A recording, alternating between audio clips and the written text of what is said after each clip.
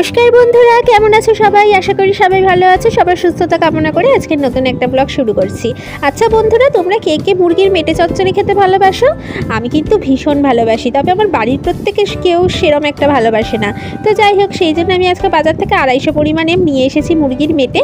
আর মেটের সঙ্গে ছিল স্টমাক, মানে যেটাকে আমি কচকচি বলি, সেটাও কিন্তু আমার খেতে খুব ভালো লাগে, তবে গলা টলা ওইগুলো খাই না। তো মেটে আর স্টমাকেরই আজকে একটা চচ্চড়ি করবো। তো সবার প্রথমে পেটে আর স্টমাকটাকে ভালোভাবে ধুয়ে পরিষ্কার করে নিয়ে গরম জলে ফুটিয়ে তারপরে ওটাকে কুচি কুচি করে কেটে নিয়েছি। আর এদিকে মশলার জন্য দেখতেই পেলে কী কী নিয়ে নিয়েছি: আদা, রসুন, পেঁয়াজ, টমেটো, আর এদিকে জিরে, ধনে। তো এইগুলো নিয়ে নিয়েছি। আর এখান থেকে কী কী মশলা বেটে নেব আর কী কী মশলা ফোড়নে দেবো সেটা তোমাদের দেখিয়ে দিচ্ছি। আর তোমরা কিভাবে বানাও বলো তো? এইভাবে কি বানাও? দেখো তো আমি ঠিকঠাক বানাচ্ছি কি না, দেখা যাক খেয়ে কীরকম লাগে।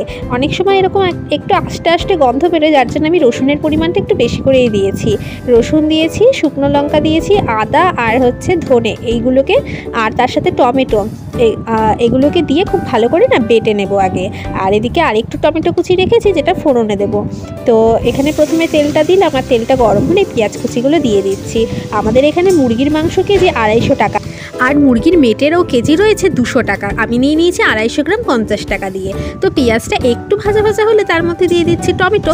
আমার না সব রান্নায় দিতে খুব ভালো লাগে, দারুণ একটা সেন্ট আসে, যার জন্য আমরা প্রায় বাড়ির প্রত্যেকটা রান্নাতেই টমেটো ইউজ করি। টমেটো আর পেঁয়াজটা যতক্ষণ ভাজা ভাজা হচ্ছে ততক্ষণ আমি মশলাটা করে ফেলি। আর মশলাটা মিক্সারে করতে বেশিক্ষণ সময়ই লাগে না। তো ফটাফট আমার মশলাটা তৈরি হয়ে গেল। আর এবারে আমি পেঁয়াজ আর টমেটোটা একটু ভাজা ভাজা হলে মশলাটা এর মধ্যে দিয়ে দিচ্ছি, দিয়ে খুব ভালো করে কষিয়ে টষিয়ে নেব। তেলটা কিন্তু একটু বেশি করেই দিয়েছি, কারণ এটার মধ্যে আগেই বলেছি আস্তে আস্তে একটু গন্ধ বেরোয়, তাই পেঁয়াজ, রসুন আর তেলটা একটু বেশি করেই দিয়ে দেবো। আর এরপরে দিয়ে দেবো পরিমাণ মতো নুন আর হলুদ। বাবা, নুনের ডেলাটা পড়ে গেল। যদি নুনটা বেশি হয়ে যায় তো মনে হচ্ছে না একটু ঝোলঝোলি করবো, তো অসুবিধা হবে না। তো নুনটা দিয়েও খুব ভালো করে নাড়িয়ে নিলাম যতক্ষণ না পর্যন্ত মশলাটা একটু তেল থেকে ছেড়ে আসছে। আমার কিন্তু এগুলো স্পাইসি আর ঝাল ঝাল খেতে খুব ভালো লাগে। তো আমি এখানে একটুখানি দিয়ে দিচ্ছি মিট মশলা, কারণ এটা তো মিটেরই একটা অংশ নাকি। আর মিট মশলার ফ্লেভারটা আমার যা লাগে না, কি বলবো তোমাদেরকে। মিট মশলাটা দিয়ে আবারও খুব ভালো করে কষিয়ে নিয়ে তারপরে এর মধ্যে দিয়ে দেবো একটুখানি লঙ্কার গুঁড়ো। এই রান্নাগুলো একটু স্পাইসি খেতেই ভালো লাগে, আর খুব ভালো করে কষালে কিন্তু দারুণ লাগে খেতে। সেদ্ধ হওয়াটাও মেন ব্যাপার। তো এরপরে আমি এই কচকচি আর মেটেগুলো দিয়ে দিলাম। মশলাটা কষানো হয়ে গেলে দিয়ে আবারও খুব ভালো করে নাড়িয়ে চাড়িয়ে নিচ্ছি।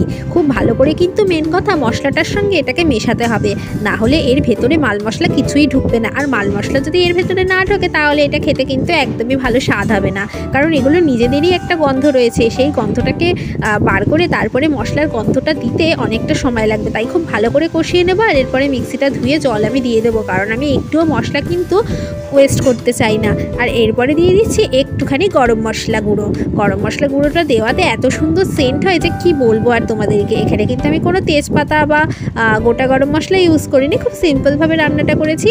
আর এগুলোতে একটু বেশি মশলা ব্যবহার করলে আবার মশলা গন্ধ বেরোলে তখন মুশকিল হয়ে যাবে, তো যার জন্য একটুখানি এইভাবেই করেছি। আর এর মধ্যে দিয়ে দিচ্ছি খুব অল্প পরিমাণে কাসুরি মেথিটা আমার শেষ হয়ে গেছে, খুব অল্প পরিমাণেই ছিল, তো সেটাকেই ঝেড়ে পুছে 2-3 বার ইউজ করে দিয়ে দিলাম। এই কাসুরি মেথির গন্ধটা কিন্তু এটার ফ্লেভারটাকে আরও সুন্দর করে তুলবে।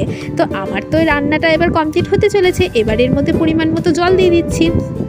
গরম জল দিলে বেশি ভালোই হয়, আবার কি জল ফেটাবে, অত ঝামেলা না করে এইভাবে এমনি জলটা দিয়ে ঢেকে দিলাম। ব্যাস, সিদ্ধ হয়ে গেলে এরকম মাখা মাখা চচ্চড়ি রেডি। গরম ঝুড়ো ঝুড়ো ভাতের সঙ্গে খেতে যা লাগে না। তো তোমরা যারা প্রথম থেকে শেষ অবধি ভিডিওটা দেখলে তাদেরকে জানাই অসংখ্য ধন্যবাদ। ভালো লাগলে কিন্তু লাইক, কমেন্ট আর সাবস্ক্রাইব করতে কিন্তু একদম ভুলো না। তাহলে আজকের ভিডিওটা এখানেই শেষ করছি। সবাই ভালো থাকবে, সুস্থ থাকবে, দেখা হচ্ছে পরের ভিডিওতে। টাটা।